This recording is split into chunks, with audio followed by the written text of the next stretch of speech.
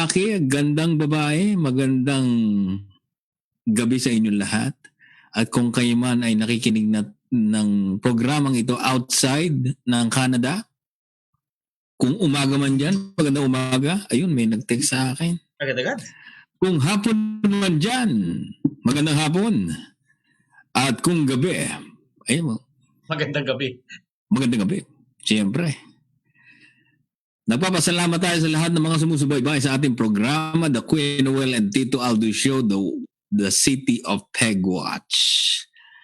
At ngayon, ang Manitoba ay nasa pula pa rin, Tito Aldous.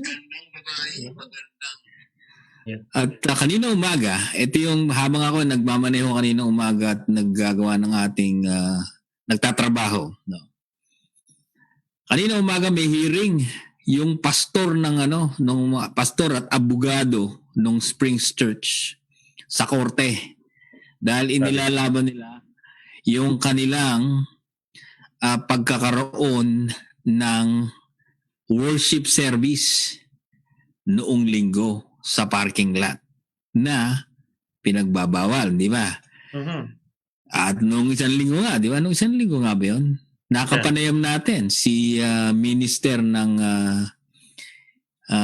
Church of God Steinbach dahil sila rin po ay nagkaroon ng worship service at hindi yata ito natuloy dahil ang daming RCMP na pumunta ron. Pero itong Springs Church tumuloy, dumiretso. Nagkaroon sila ng worship service sa parking lot. At hindi naman, yung mga tao nasa kotse lang nila at hindi naman lumabas. Nanonood lang sa big screen at ang laban nila ron, bakit daw sa Walmart, bakit sa Costco, bakit sa Superstore, pinapayagang mag-park ang mga tao, pinapayagang mag-shopping ang mga tao. Hindi ba? Pero sila, nagsisimba lang sila, bakit sila natikitan?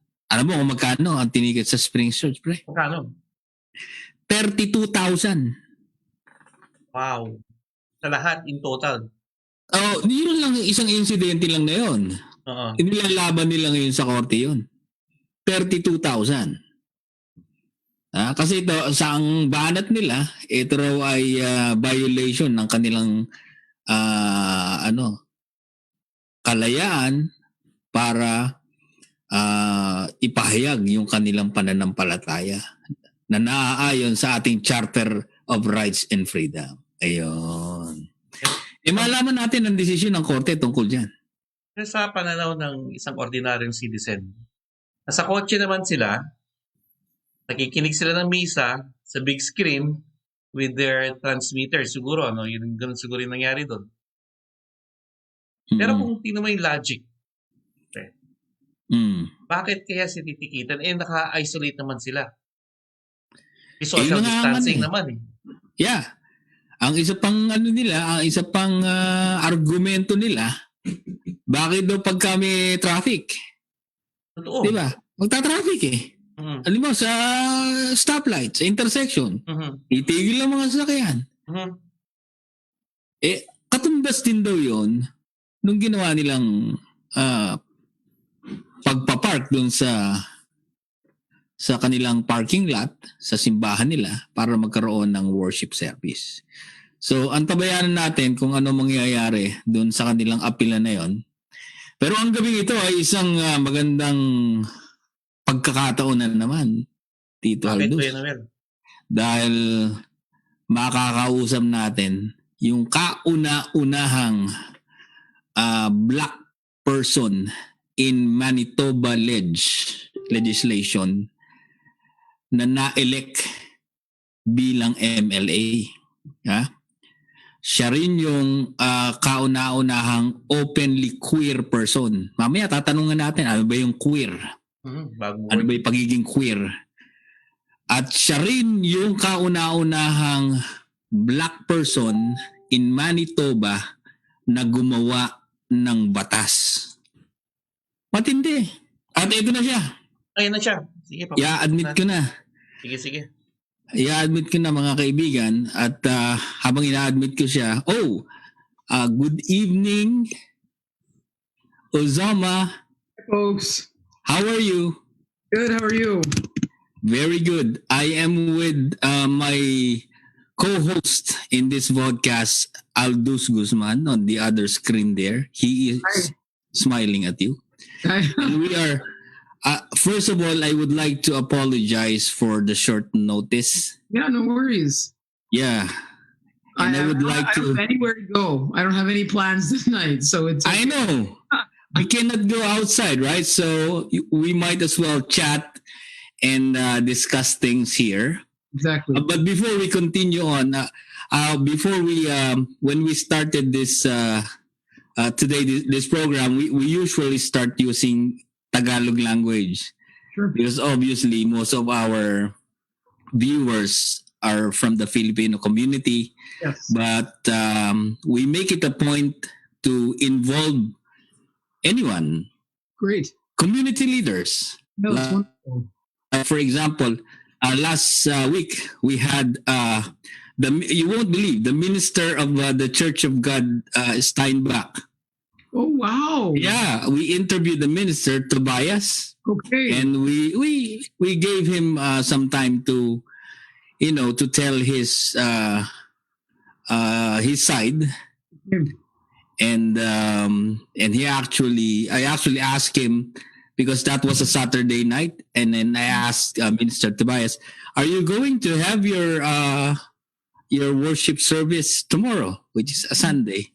And they actually did, but I don't know what happened because the RCMP officers were there on site, Mhm. and then also Springs Church was also fined, and this morning they were in court along with their lawyers, right? But anyway, we are here today to talk about you, Uzama, because you are. Did I pronounce it correctly, by the way? Uzoma, yes. Uzama. Yeah. Okay. Yeah. So because you are making a history in Manitoba. You are making history because everybody knows that you are the first black ever elected first black MLA to ever win in Manitoba's 150-year history. And now, Uzama, you continue to make history, being the first black person, of course, in Manitoba to make a law. And this is about Bill number 218. When I saw your post yesterday, I was so excited. I need to reach out to you, and I need to tell not only our Filipino community members, but the whole Manitobans, what is Bill 218? Go ahead, Uzama. Yeah, thank you. I really appreciate the invitation to be here. Thank you for reaching out. I think it's really great that you've got this platform and that you involve so many dynamic voices in it. And so Bill 218, first, I actually want to say that although technically on election night, I was the first person to get that check mark saying I was elected, there were 3 Black people who made history in 2019's election as the first Black people elected to the Manitoba Legislative Assembly. One of our NDP colleagues, Jamie Moses, who's the MLA for St. Vital, and a PC caucus member, Audrey Gordon, who's the MLA for Southdale. And yes, Bill 218 is a piece of legislation that was passed. It saw royal assent on Thursday late afternoon of this week. And Bill 218 is the Somali Heritage Week Act. And that is a bill that recognizes June 25th to July 1st of every year in Manitoba as Somali Heritage Week. And Somali Independence Day is observed on July 1st. And so this is a piece of legislation that the idea was actually brought to me by the Somali community, by somebody in the community who saw that NDP MPP in Ontario, Faisal Hassan, had passed that first piece of legislation across North America and wanted to see the same thing happen here in Manitoba. That's awesome. And also, I was reading articles about you before we started this show this evening. And I believe you are, sorry for my ignorance, Uzama, but I believe that you are also the first openly queer MLA to ever win in the ledge. So can you tell us more about being queer? Sure. Yeah. There have been other LGBTQ MLAs. I think where I fall in that is I'm the first Black, queer, gender non-conforming or non-binary MLA elected. And what that means for me specifically is that I don't actually use male or female pronouns. I don't use female pronouns. A lot of people who meet me, who see me, immediately gender me as she or her. Actually, sometimes he or him, depending on what I'm looking like that day or how I'm presenting. But I use neutral pronouns, so just they them pronouns. Use my name as much as possible. I encourage folks to do that, and that just means that for me and like many people in all of our communities, the gender identities, the gender binaries that we're all very used to, that we're all taught pretty much our entire lives of being, either male or female, just don't fit for me. And so that's why I use neutral pronouns. And, I think it's a really important thing for me anyway, to be open about, because we do exist, because there are many people in our communities who share those identities. And it's important for them to know that you can have those identities and do whatever it is you want to do in life. You can be a politician, you can be a nurse, you can be a lawyer, a teacher, whatever you want to be, you can be as a whole person, and that should be respected. And I believe that you have, or you form, correct me if I'm wrong, an organization of queer people in Winnipeg or Manitoba? Yeah, so years ago now, probably we're looking at around 7 years ago or so, myself and a couple of other people formed a collective, an initiative called QPOC Winnipeg, so Queer People of Color Winnipeg.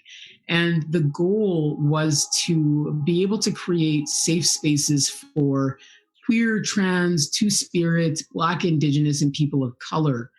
And, and to allow for those communities to have self-directed and self-determined visibility in all of our communities. And one of the things that really stood out for us was that, even in the LGBTQ community, a community that has unfortunately been facing a lot of oppression for a number of years, folks were still, if you were Black, Indigenous, or a person of color, they were still dealing with oppression in the form of racism and discrimination in that form. And we wanted for folks to be able to have places where they felt safe, where they felt uplifted and celebrated and respected, and to have conversations around those issues in a productive way that would allow for people to ask questions, to talk about things that maybe are uncomfortable, and ultimately make Manitoba a safer place for absolutely everybody. Talking about, you mentioned about racism, and I reposted or I shared one of your Facebook posts wherein you are doing a speech inside the ledge. And my question is, have you ever felt racism inside the ledge? Absolutely. Unfortunately. Yeah.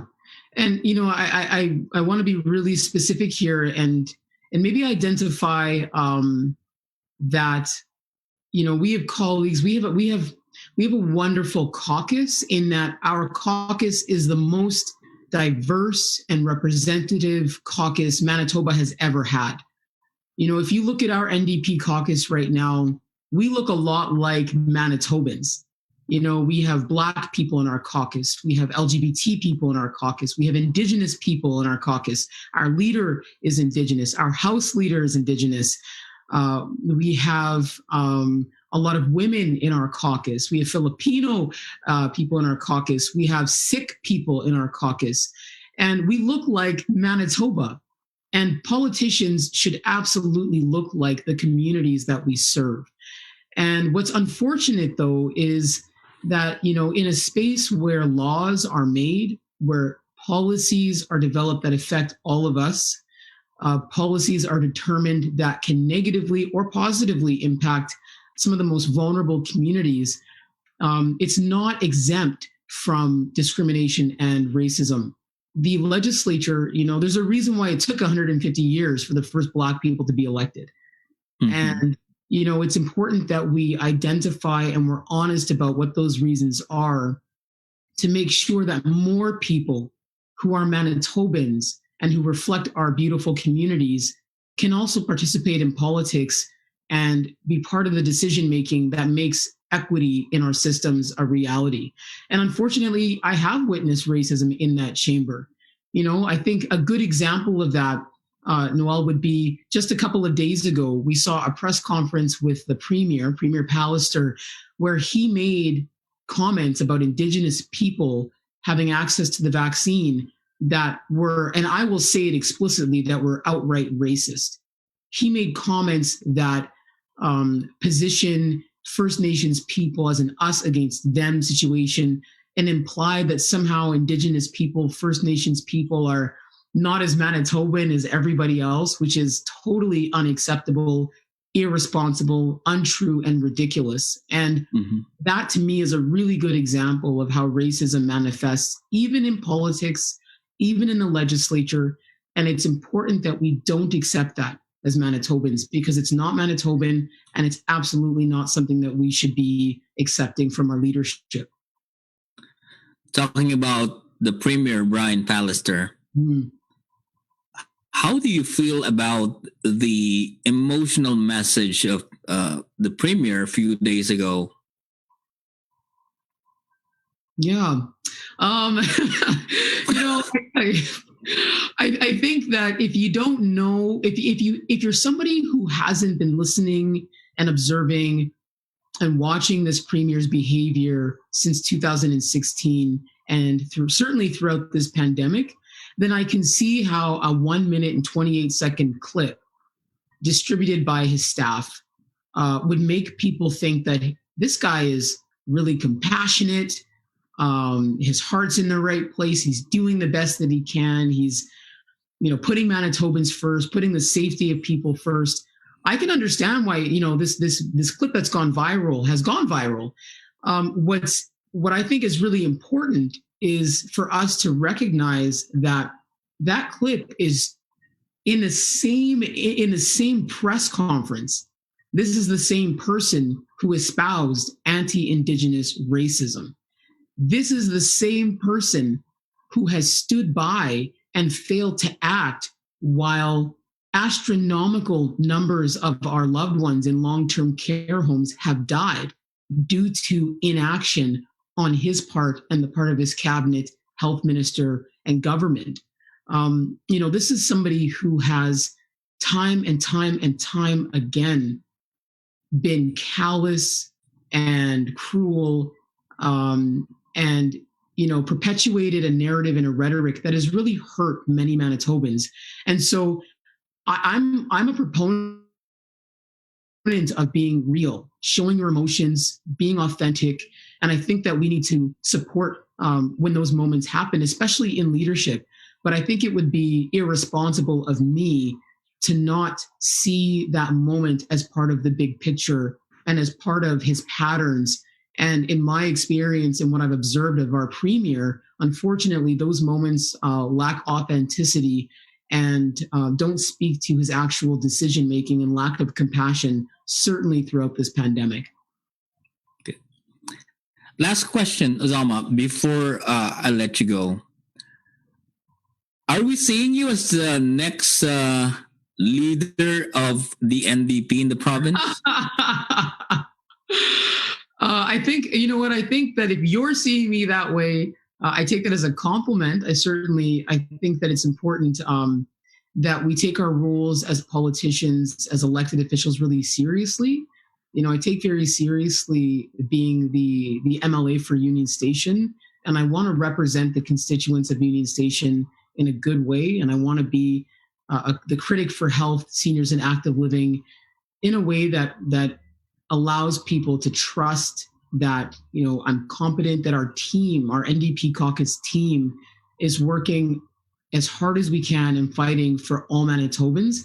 But I think that we have a solid leader in Wab Canoe. We've got a great, strong leadership team. Our House leader is Nahani Fontaine. Our caucus chair is Bernadette Smith. All of them are history makers in their own right. Our caucus whip is Matt Weeb, who's an experienced MLA represents Concordia. And I could go on and on and on about how strong our caucus is. And I think that ultimately that should really instill trust and hope in Manitobans that the NDP team, our NDP caucus, is ready to lead. We're ready to do what's necessary for Manitoba. And I hope that in the next election, folks remember that, they know that, they trust that, and they make the decision to have us be the folks that are representing them as their government. Because I do strongly believe, and I know that, we're the team that should and can lead Manitoba in a good way. Thank you very much for your time today, Osama, and I hope to be to have you in our future shows. Anytime. Happy to be here. Thank you very much. Have a good night. Take care. Thanks, Stay Sama. safe. Bye. Take care. Bye. Yan mga kaibigan, si Osama Asaguara. Siya po ang MLA for Union Station. At napanood niyo po, napakinggan niyo po mismo siya. Siya po ay siya po ay tinatawag na queer. Isa po itong uri ng gender na you can Google it at pakinggan niyo lang po yung kanya sinabi tungkol sa kasarian na yon. Na meron pong grupo dito yon may organization po sila dito sa Manitoba. At nakakatuwa, no, Tito Aldous? Weird, bagong word yun, ano? Educational. Hindi ko nga alam yun eh. Until na niresearch ko yung kanyang, hindi ng biography, yung articles tungkol sa kanya. Uh-uh. At ang sabi nga dun talagang open siya na ang tawag ito, Asaguara is the first black and openly queer MLA to ever win in Manitoba's 150-year history. So, openly queer. Siya ay isang queer. Isang kasarian po yan. Ayan. Ang kasarian, ano? I-google nyo na, mga kaibigan. Bago. Queer. Hindi siya lalaki, hindi siya babae. Tama ba yun, Kuya Noel? Ganun. Nasa kalagit, hindi ko alam kung kalagit na. Basta yun ang kanyang kasarian. Pero may neutral. May future siya. Matalino. Yan ang magandang bantayan. Watch for... Nung tinanong ko na baka siya ang susunod na NDP leader, tumawa. Hindi natin alam. Baka siya yung sumunod sa yapak ni Wab Canoe at ni Greg Selinger. Ayun. Okay. Anyway, tuloy tayo. Ganda ng usapan, ano? Kaya, very educational. Unang-unang MLA na itim at queer. At ang unang-unang black person in Manitoba na gumawa ng batas. At ito po yung Bill 218 na yung yun yung Somali Heritage Act. Yeah. Siya po pala ay MLA ng Union Station sa gawi po ng downtown. Ayun. Okay, so isa yan sa mga segment natin ngayong gabi na to. At syempre, babalikan natin yung pa nangyayari dito sa Winnipeg. Ano ba mga balita ngayon? Nakita niyo naman kung gaano ka-emotional si Brian Pallister sa kanyang speech a few days ago. Pero ang sabi nga ni Osama, on the day itself, meron din siyang racist comments sa mga indigenous community members natin. So, timbangin natin, maaaring totoo nga yung feelings o yung emosyon na ipinakita ni Brian Pallister doon dahil pagod na rin sila. In fairness naman kay Mang Brian, talagang pagod na si Brian Pallister, yung mga leaders natin, no. Lalo na si Dr. Rusin. Ay, Araw-araw, di ba? Minsan nga, napapanaginipan ko na pagmumukha ni Dr. Rusin. Dahil araw-araw nyo nakikita. Walang biro. Yung trabaho ni Dr. Rusin, napakabigat. at yung nurse, ang pangalan nun si... Yung malumanay magsalita. Ngayon medyo pumayat na. Yung head nurse natin. Di ba? Ito yung mga nagtatrabaho talaga, mga public servant natin. Yeah. Although marami tayong mga puna sa pamamalakad ng conservative government, pero hindi rin naman natin maiaalis na hindi rin dapat natin hindi tingnan yung magandang ginagawa. Hindi lang ng mga political leaders, kundi itong mga civil servants. Kasi si Dr. Rusin, tsaka si yung nakalimutan ko pangalang nurse. Ang mga civil servants to Wala namang mga political alliance to Para itong mga empleyado ng gobyerno to, hindi sila elected, kundi sila ay mga civil servants. So wala silang pakialam sa politika, sila po ay nagtatrabaho lamang. At alam mo ba? Career employees, ano? Oo. Alam mo ba, ito, Tito Aldous, nagra-rounds pa yung dalawa na yan. Ay, nagra-rounds pa? Oo, dahil tinanong yan sa CJOB nung isang linggo in-interview si Dr. Rusin Tinanong ni nung isang si Hal Anderson, si Dr. Rusin. Dr. Rusin, do you still do your rounds? Sabi niya, yes, I still do my rounds. At yan pala, pumupunta pa ng different hospitals yan. Hospitals, yeah. Oo, talagang bumibisita pa in person. Parang parang Secretary of Health. Oo, ganun katindi. Kaya saludo tayo kay Dr. Rusin at binibigyan natin ng malaking pagpapasalamat yung pagtsatsaga niya araw-araw, di ba? At kung tutusin yung araw-araw na yun at din yun naman ang sinasabi niya, di ba? Follow the fundamentals. Maghugas ng kamay, di ba? Social distancing, wala munang party. Lalo na ngayon, magpapasko. Napaiyak na nga yung premier nyo premier natin pala. Speaking of Pasko,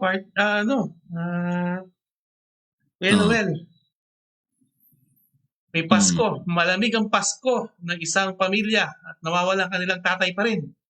Ayo, nung isang araw, di ba, nung isang linggo, sinare natin uli, di ba? Para ma-refresh naman yung ating mga kababayan na hanggang ngayon naghahanap pa rin o minsan yung iba nakakalimutan nawawala pa rin pala yan. I-sinare uli nung anak. Yung picture ni tatay. Yung picture ng airpod niya, Brad. Si Mang Eduardo. Mang Eduardo. Hanggang ngayon 2 years na yan. I-search ko ngayon, i-share ko sa inyo yung post nung anak Balakwit. Nakakapagtaka naman. 2 years na nakakamiss ko. Ako kung tatay ko yun, mamimiss ko ng gusto yan. Oo. Nakakamiss. Lalo po Pasko. Oo, lalo na ngayong Pasko na to, di ba? Shout out sa lahat kung kung may mga hula dyan, Ayo. Baka kaya nila. Ito. I-share ko. Sige. I-share ko yan dahil share natin yung picture pa rin ni Still Missing Eduardo Balakwit. 2 years na. Tutulungan natin niya tulad ng pagtulong nila Ate Lila Castro at si Boss Rene. Ay, Boss Rene Castro. Yan ang yung mga masisipag na tumulong dyan sa pamilya na yan sa paghahanap. Hanggang ngayon hindi makita. Ito, i-share ko I-share ko. Habang sinishare mo, shout out dun sa 204 Neighborhood Watch sa paghahanap at sa kanilang iba ata. Ayan. Ayan Merong Facebook page yan. Tito Aldous. Yes. Help find Eduardo Balakwit. Tapos nung December 3, nung 2 days ago, posted the missing photo of my dad on Instagram and we unfortunately get response like this. Okay, iba yan. Okay, ito. It's been a pretty rough year for everyone. December 2 to, Tito Aldous. But I'm just here to remind people, anak to my father is still missing and a lot of people are still waiting for him to come home. It chokes me up to keep asking for help. but it's unfortunately all my family could do. If someone sees this post and knows any information, I'm sure it's scary to come forward. But all we're asking is for help to bring him home. Nakakabagbag naman ng puso ito. Remember, there's always time to do the right thing. Yan po ang anak ni Mang Eduardo Balacquit, si Edward Balacquit. Ang pinost po niya, latest post po niya, 3 days ago lang, December 2. At tayo po ay nagkaroon ng show at nirepost po natin yan, shinare natin dito sa ating programa noong November ano ba tayo na gano'n? 29. Last week. Yeah, 27. November 29. Yeah. Tama, November 29. O November 28.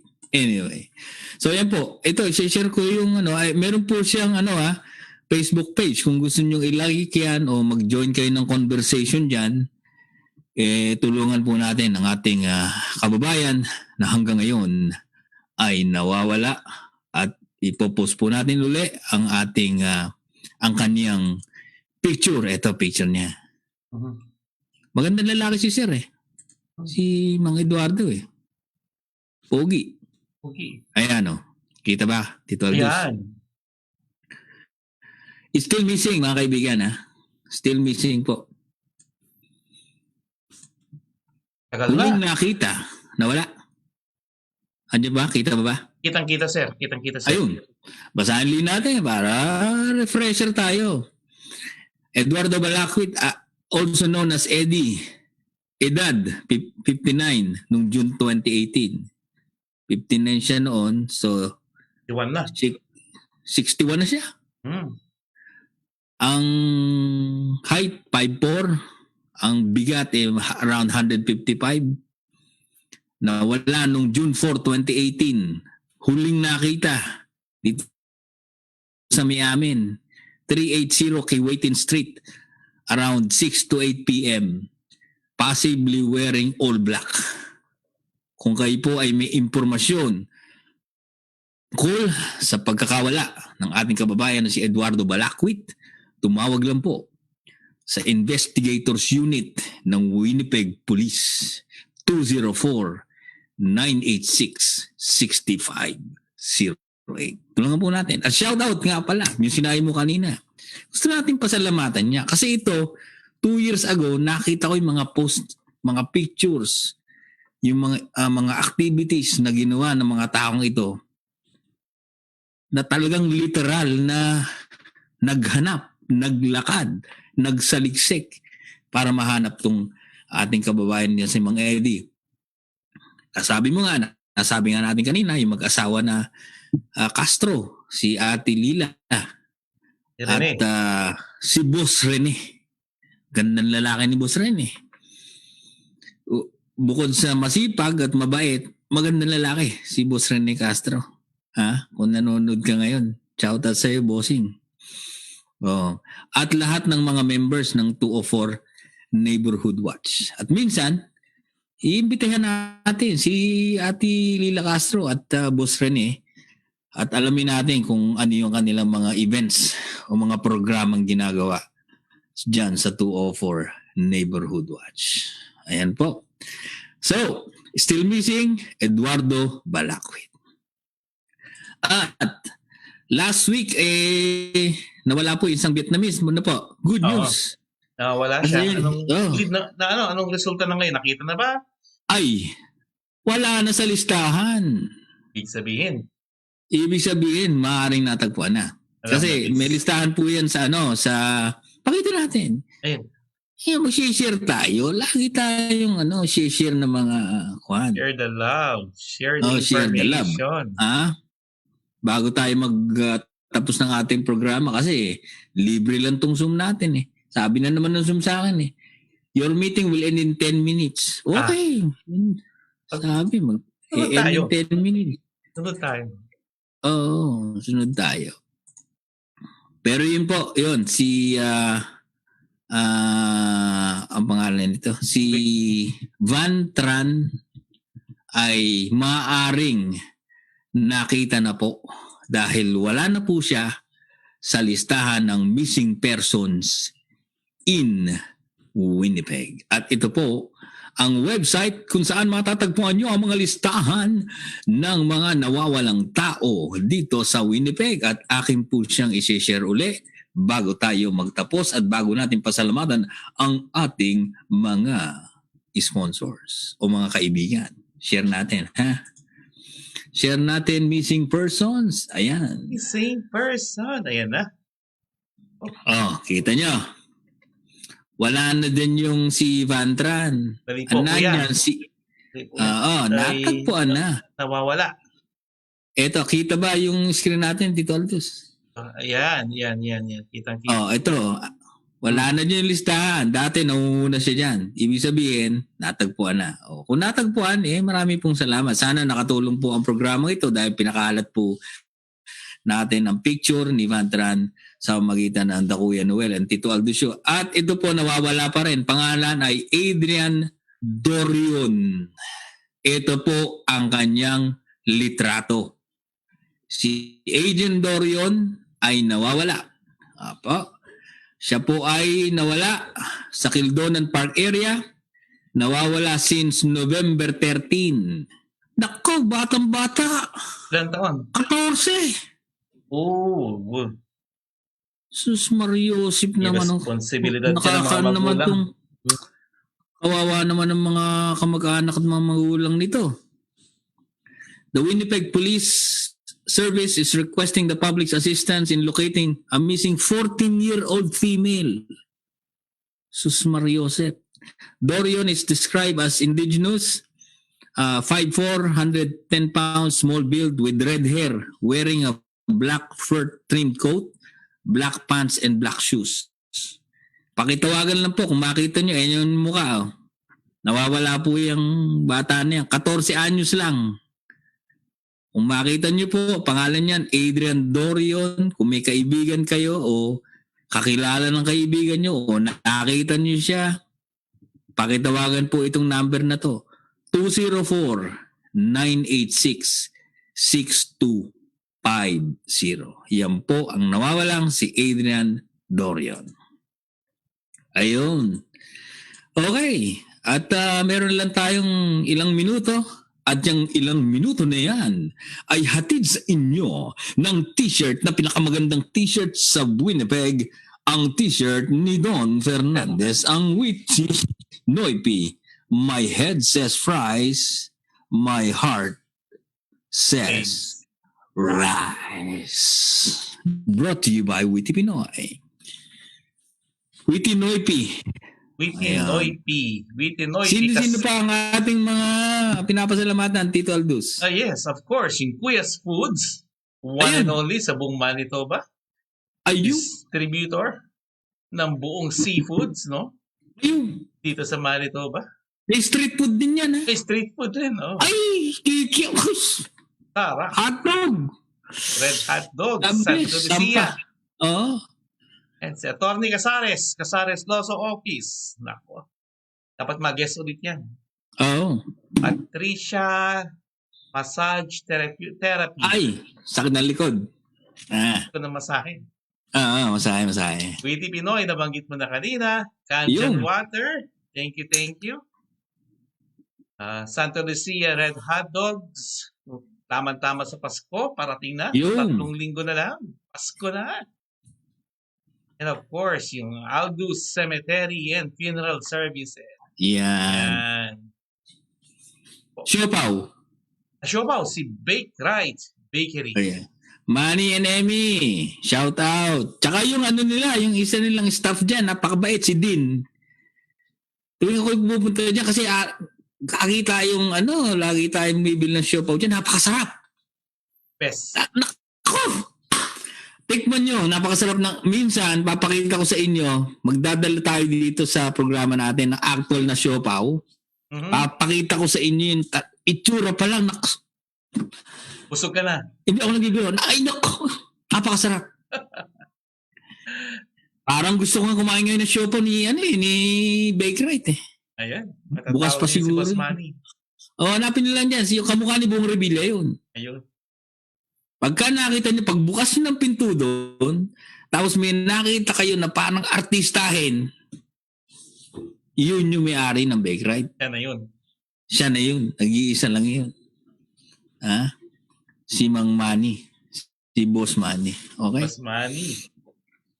So yun po, ito po ang ating maikling programa ngayon dahil syempre, hindi na maikli. Marami tayong napag-usapan at we are so glad to have Uzoma na first Black MLA po nakapanayam natin at sinabi niya ang kanyang Bill 218 at ang kanyang mga advocacy being a queer person. Siya po ay hindi ina-address na he or she. Preferred po niya na siya ay i-address ng neutral na first name basis at they or them. Actually, yun ang kanya talagang message niya sa akin. Just a heads up, Noel. Neutral siya, kailangan siyang i-address dahil siya isang queer, i-address siya na hindi he or she, they or them. So, walang neutral siya, walang ano. I-research yun. What is queer? What is Yan. queer? Yan.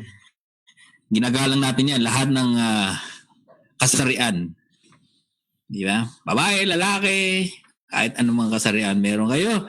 Basta tayo ay sama-samang sa spirit ng pagkakaisa at pagmamahalan. Palagay ko ay makakabuo tayo ng magandang mundo. Delikado na naman yan, pare. Okay. Patungo na to. Shout out kay Pastor Well Camia. Pastor, tinig ng Pag-asa, 7:30 ng umaga. Every day po yan. Kung gusto niyo ng mga wisdom. Actually, nakakatulong sa akin yun. Guidance sa akin yun everyday kung paano harapin ang buhay. Ayun. Sa mga challenges ng bawat buhay. Makinig ng tinig ng Pag-asa. Ayos. Meron ka pang gustong batiin dito, Aldous? Wala na. Ako'y nagpapasalamat at nabigyan na naman tayo ng isang magandang linggo. And this coming week, hopefully it's another lucky week again. Ayun. Yan gusto ko sa'yo, mga laki-laki, di ba? Parang anak na ni Vilma Santos. Vilma Santos, ano? Oo. At next week po, kita-kita tayo uli. Hindi po namin alam kung sino ang aming magiging guest. Dahil alam niyo yung estilo ng pag-iimbita namin, kung ano yung nangyayari ngayon sa Winnipeg, sa Manitoba. Babasa tayo ng news eh. Tapos tinatawagan namin yung tao na yun na pwedeng nating ma-interview. So si Uzoma actually, nakausap lang natin yan kahapon at kaninang umaga. Walang appointment. Pinakamainit na issue. Pinakamainit. Gusto mo makausap niya, tawagan mo. Ang ginawa ko, tinweet ko lang siya sa Twitter. Sumagot naman. Kaya, saludo kay Uzoma sa iyong pagsama sa amin despite of the short notice. Ayos. 1 minute na lang, Tito Aldous. Sige, maraming salamat. This is your Tito Aldous. At Kuya Noel dito po sa The Kuya Noel and Tito Aldous Show. The City of Pegwatch. Salamat. Bye-bye. Stay